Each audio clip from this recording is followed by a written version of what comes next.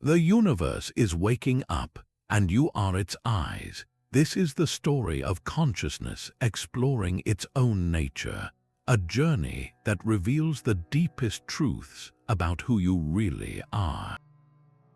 By the end of our time together, you will see your own mind not as a private possession, but as a fundamental force of the cosmos coming to know itself. We will trace the path from that first spark of self-awareness through the world that acts as our mirror, all the way to a final realization that redefines everything. What is the one story you have been telling yourself your entire life? There is a moment when the light turns on inside. It is not the slow accumulation of facts, but a sudden, silent shift. A child stares into a pool of water, and for the first time, the face looking back is not just another object in the world. It is me. That flicker of recognition, that primal shock of self-encounter, is the awakening spark. It is the instant the universe, through you, stops merely seeing and begins to know that it sees. In countless traditions, this moment holds profound weight. It is the Buddha touching the earth in his moment of enlightenment, a claim of undeniable presence. It is the ancient Greek dictum to know thyself, an imperative carved into the heart of wisdom. This spark is not about becoming smarter. It is the fundamental leap from being a character in a story to realizing you are the one reading it. Picture the dawn sun breaking over the horizon, its first rays spilling across the landscape. That is what happens within. A single question ignites in the dark, who am I? And in that question, a new world is born. The light is not something you possess. You are the light, and you have just begun to notice. This is the first and most crucial step in a journey without end, a journey where the traveler and the path are one and the same. So what happens when this new light begins to look at the world it has always taken for granted? That first spark of self-awareness does not stay locked inside. It turns outward, and the entire world becomes its reflection. Every person you meet, every challenge you face, every moment of beauty you witness is not a separate event. It is consciousness holding up a mirror to itself. Think of the last time you felt a surge of impatience with someone. That feeling, that friction, is not just about their actions. It is a signal flare revealing a boundary within you, a place where your understanding meets its edge. The world is constantly asking you questions about who you are, and your reactions are the honest answers.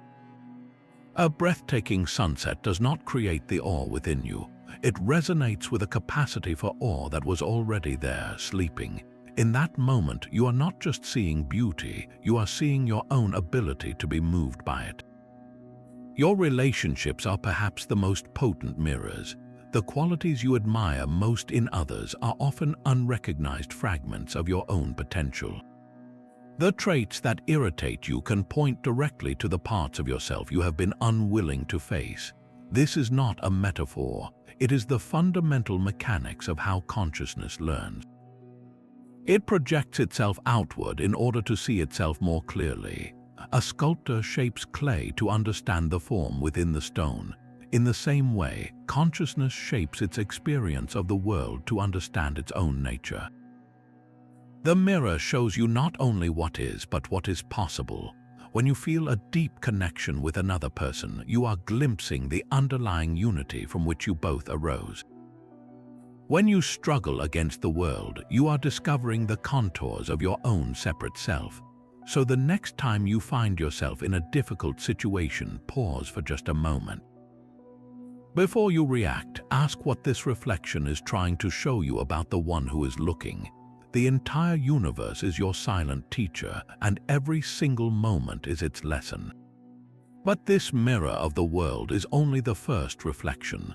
The deeper journey begins when you turn that same searching gaze inward into the silent, unmapped territory of your own mind. This is the inner landscape, a vast and dynamic realm of thoughts, emotions, and memories, and it is here that consciousness begins to truly map its own contours. You are not just a traveler in this space, you are the entire geography. Every fleeting thought is a weather pattern passing through. every surge of emotion is a shift in the climate. And your memories are the very bedrock, the ancient geology that shapes the hills and valleys of your present moment. To explore this inner world is to become a cartographer of your own being, learning its secret pathways and hidden springs. The tools for this exploration are not complex instruments, but simple, ancient practices of attention. Meditation is not about emptying the mind, but about learning to sit quietly in the center of the storm and simply observe its patterns without being swept away. It is the act of turning the light of awareness back upon itself, watching the thoughts arise and dissolve like clouds in a vast sky. In that watching, a profound shift occurs. You are no longer solely identified with the clouds. You begin to sense the sky itself, the open, aware space that holds everything. Introspection is a different kind of tool, a gentle probing of the emotional landscape. When a feeling of anxiety or joy surfaces, instead of just riding the wave, you can pause and ask, where does this live in my body? What story is it telling? This is not analysis, it is attentive listening. It is how you discover that a tightness in your chest might be an old, unspoken fear, or that a feeling of expansive lightness might be the echo of a forgotten hope. Picture your mind not as a cluttered attic, but as a luminous, intricate network, a living constellation where every memory is a star and every thought a spark of light traveling between them. To know this landscape is to gain an incredible freedom. You realize that a thought is just a thought, not a command. An emotion is just a passing energy, not your permanent identity. This inner world, once a mystery, becomes a familiar and fertile ground. What undiscovered territories might you find when you dare to explore the universe within this inner landscape is not a quiet library of facts. It is a bustling workshop where a story is being told day and night without pause. You are the narrator, the author, and the central character of an unfolding epic. Your mind is constantly weaving the raw data of your experiences into a coherent narrative. Who you are, what your past means, and what your future holds are all elements of this living story you tell yourself.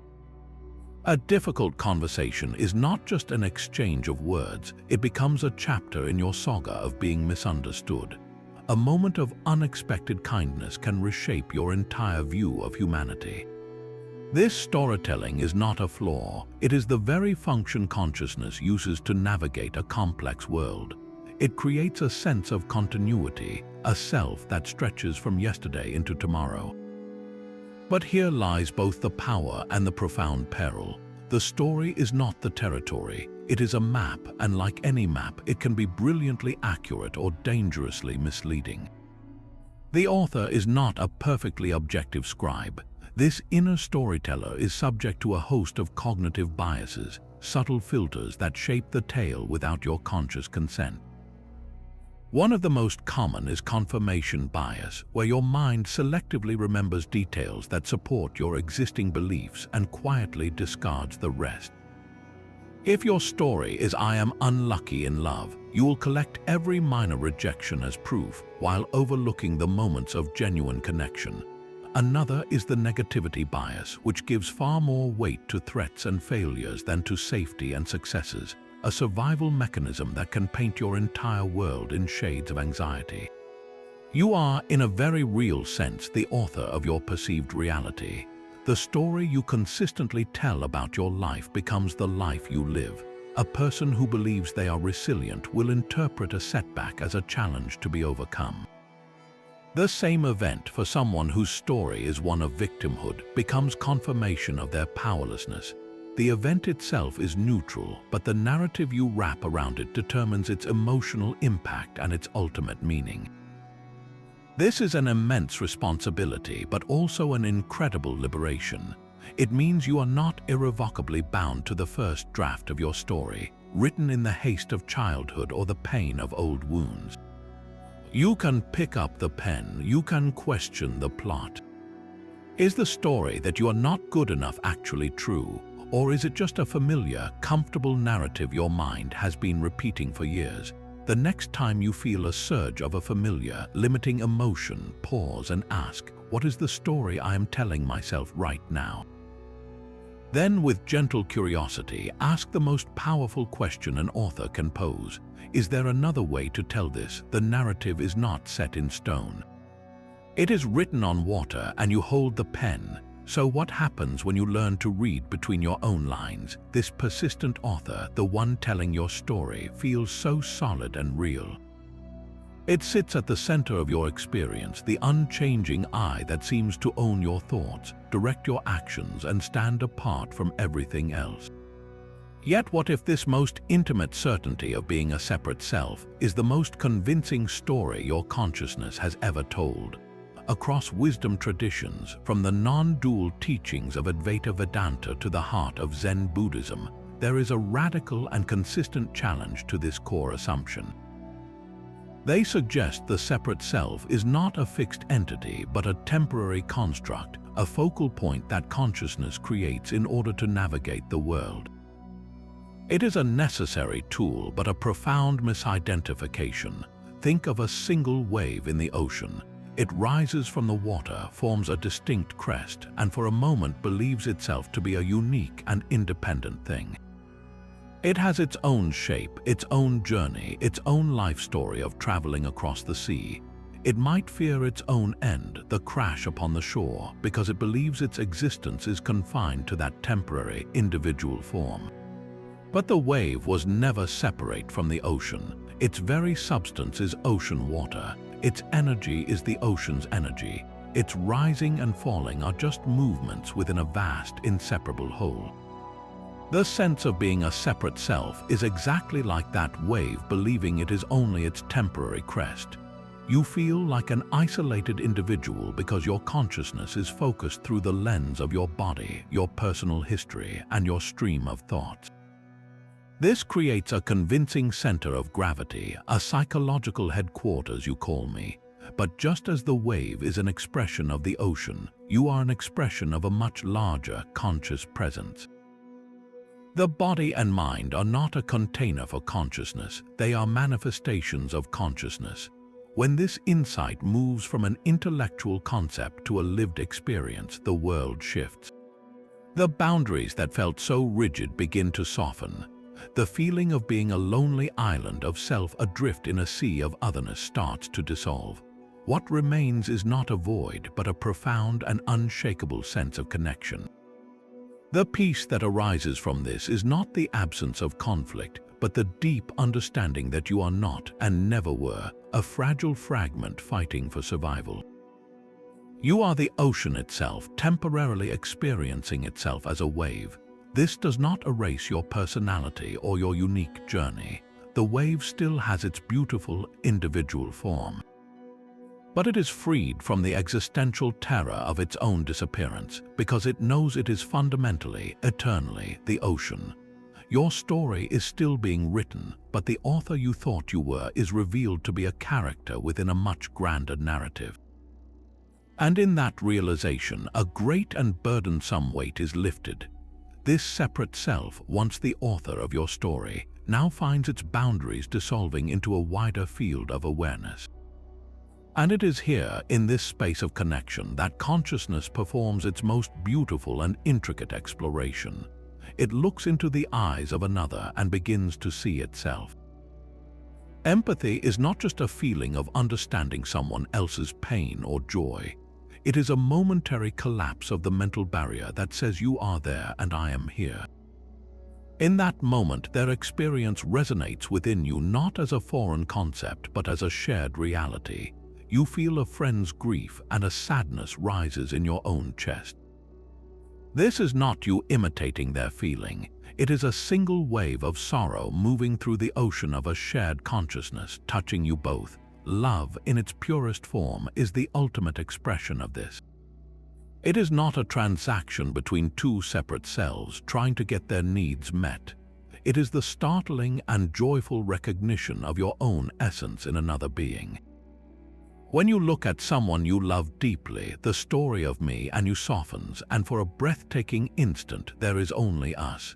This is consciousness remembering its fundamental unity, using the heart as its most direct pathway. Every genuine act of collaboration, from a team building something together to a community supporting one of its members, is a living experiment in this shared nature. It is as if individual points of light begin to merge, forming a brighter, more intelligent luminescence that no single point could generate alone. The conversation where you finish each other's sentences, the unspoken coordination of dancers moving as one, the collective silence of an audience deeply moved by a performance, these are all moments where the temporary walls between us become transparent. In these experiences, you are not just connecting with another person, you are the vastness of consciousness connecting with itself through the beautiful and unique instrument of another life. Your individual perspective is not erased, it is enriched, woven into a larger tapestry. The loneliness that haunted the separate self begins to fade, not because you are surrounded by people, but because you have tasted the truth that you were never truly separate to begin with. The next time you share a moment of deep understanding with someone, pause and feel the space between you. Is it truly empty, or is it humming with a silent, intelligent connection that has been there all along? This exploration through others reveals a deeper rhythm at the heart of existence. Consciousness comes to know its own light only by moving through the shadows. It cannot understand warmth without experiencing cold, or know peace without having encountered turmoil.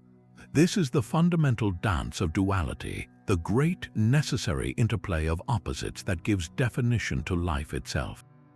We often see these pairs as a problem, a battle where one side must eventually win. Joy is good and should be pursued, sorrow is bad and must be avoided. But from the perspective of consciousness exploring its own nature, this is not a conflict to be resolved. It is the very method of its own education. The darkness is not the absence of light, it is the context that makes light visible and meaningful.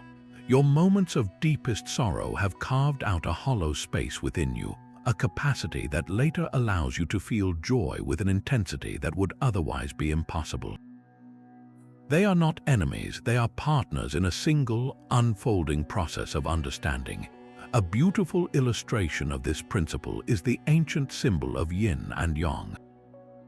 It shows a circle divided into two swirling shapes, one dark and one light. Yet within the dark half, there is a small circle of light, and within the light half, a small circle of dark. They are not separated by a straight, rigid line, but by a flowing, dynamic curve, each flowing into the other. This symbol does not depict a war, but a dance. The light, or yang, represents activity, clarity, and expansion. The dark, or yin, represents receptivity, rest, and potential. One cannot exist without the other. Day is defined by its relation to night, and sound by its relation to silence. They are interdependent, each giving the other its meaning and its very existence. Think of a time you felt truly, deeply grateful. It is likely that gratitude was born from a prior experience of lack or difficulty. The joy of connection is felt most powerfully by someone who has known the ache of loneliness. Your own sense of a separate self, which we have explored, finds its deepest meaning only when it dissolves into the experience of connection with the whole. One defines the other. This dance is not a mistake in the universe's design. It is the design. The heart learns its own strength by being broken and mending. The mind discovers its clarity by moving through confusion. When you resist one half of a pair, you are essentially refusing to let consciousness complete its exploration. You are asking the dancer to move only to the right, never to the left, and in doing so, you halt the dance entirely. Embrace the full spectrum. The sorrow you feel is not a failure of your journey. It is a vital part of the terrain, revealing depths in you that constant joy could never touch. The next time you find yourself in a moment of struggle, can you pause and see it not as an obstacle, but as one essential step in a beautiful, eternal dance? This final realization arrives not as an addition of new knowledge, but as a profound subtraction. After a lifetime of exploring through separation, after navigating the endless dance of light and shadow, consciousness at last turns its gaze fully upon its own source. And in that turning, the search simply ends. The wave, having journeyed so far, finally understands it has always been the ocean. This is the homecoming, the moment where the traveler realizes there was never anywhere to go because you are always home. It is not an achievement, but a recognition of what has been true all along. We can call this enlightenment, self-realization, or simply a deep and abiding peace. It is the aha moment that silences all other questions. Imagine you have been wearing a pair of glasses for so long that you forgot they were on your face. You saw the world through their tinted lenses, believing the subtle color they cast was reality itself. Then, one day, you finally take them off. The world does not change, but your perception of it is instantly, utterly clarified. The return home is like that, the simple, startling act of removing the filter of a separate self. The sense of being a me inside a body, looking out at a universe of otherness, simply dissolves. What remains is not a void, but a vibrant, silent awareness that is equally present in the perceiver and the perceived. The feeling of being the author of your story gives way to the humbling and liberating realization that you are the page, the ink, and the story itself, all being written by life. This awareness is not something you possess. You are this awareness. It is the fundamental ground of your being, the silent canvas upon which every thought, every feeling, and every sensation paints its temporary masterpiece. In this space, the old struggles lose their grip. You still feel joy and sorrow, but you are no longer swept away by them. You still have a personality and preferences, but they are no longer mistaken for your entirety. You can engage fully with the world, but from a place of unshakable wholeness, because you know the deepest part of you cannot be harmed or diminished by any passing event. This is the ultimate discovery of consciousness exploring itself. It ventured out into the world of form and otherness, into the inner landscape of thought and story, only to circle back and find that the treasure it sought was the very awareness with which it began the search. You are that which is looking out from behind your own eyes, and you are also that which is seen. The universe, having fragmented itself into a billion points of view to know its own beauty, now rests in the simple, glorious fact of its own being. And in that rest, the journey finds its true beginning. So this long and winding journey brings us full circle, back to the very beginning of our own awareness. We started with that first spark, the moment a child recognizes its own reflection and the universe, through you, wakes up to its own capacity to know. That light of self-awareness then turned outward, revealing the entire world as a mirror, reflecting back every hidden corner of our being through our relationships and our reactions. We then ventured inward, becoming cartographers of the mind's vast and dynamic landscape, learning to observe our thoughts and emotions as passing weather in a vast sky. There we met the persistent author, the storyteller weaving the narrative of a separate self, a story we learned to question and gently rewrite. This questioning led to the great dissolution, where the solid sense of me softened, revealing itself as a temporary wave on the ocean of a shared, universal consciousness. We explored how this connected awareness dances through the beautiful, necessary rhythm of duality, finding its meaning in the interplay of light and shadow. And finally, we arrived at the ultimate homecoming, a return not to a place, but to the simple, profound recognition that what we have been seeking is, and always has been, the very awareness doing the seeking. The entire cosmic journey was simply consciousness exploring the depths of its own infinite nature. A great poet once offered a perfect summary of this entire exploration. He wrote, "You are not a drop in the ocean, you are the entire ocean in a drop." This is not a metaphor, but a direct description of your true reality.